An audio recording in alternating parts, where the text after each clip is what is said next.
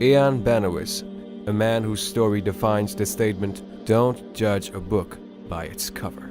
A former U.S. Army officer and Blackhawk helicopter pilot, Ian is a West Point graduate and a combat veteran of Operation Just Cause in the Republic of Panama, the largest combat operation and special operations deployment in U.S. history ever conducted on a so-called drug intervention. Ian grew up in Hawaii in 1970s, where cannabis was made legal and decriminalized. At the peak of pharmaceutical industry, Benowitz joined Pfizer and then went to law school. The drug-led culture he grew up in made him a casualty of the drug war.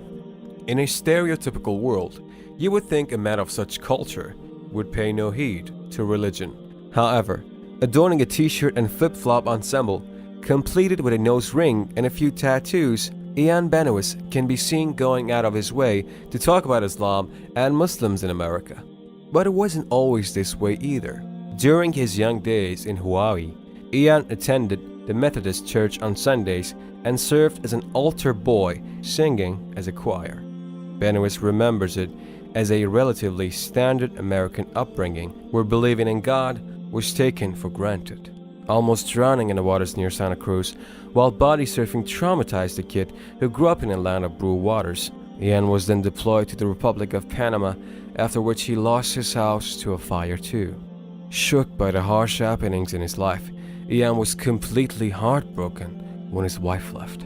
Searching for peace and answers to his trauma, Ian found the Bible and picked up more books on spirituality and religion. Leaning deep into his search, Benowitz picked up the Quran and started reading it.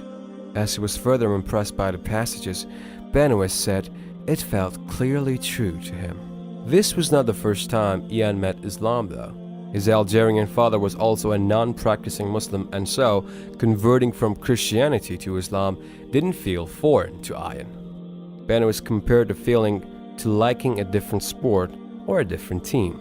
He became a practicing Muslim and pursued a Christian woman for marriage. Meeting the soon-to-be in-laws, Benowitz found it necessary to talk about their faith beforehand and clear the air to start a new chapter in their lives. His in-laws were at ease after a bit of explanation, and Ian was wedded to their daughter, Karen. Bearing a family with 4 children, the Benowitz family have created an environment of peace and inclusivity in their home, with their children being educated on both the Islamic and Christian faiths. Of course, this is not the correct way. We pray that Brother Ian would understand this aspect and stay firm in Islam. Moving on, his wife explains the wonderful dynamic of their home, saying that it works for them because of their way of looking at each other's faith. A totally personal thing, she says. Islam believes there's no conclusion in religion, and the couple have introduced it beautifully in their lives. Ian's wife Karen adds, "I don't expect him to believe the same things that I believe, and he doesn't expect me to believe the same things he believes."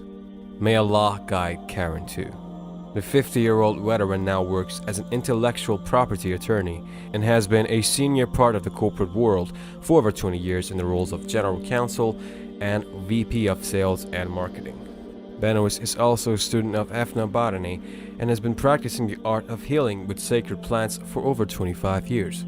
He reached into this practice after meeting with a few veterans in Texas, where the use of plants was highlighted in relation to successfully treating PTSD in veterans. The emotional and social connection moved him, and he started working on plant-based medicines to heal himself and fellow veterans.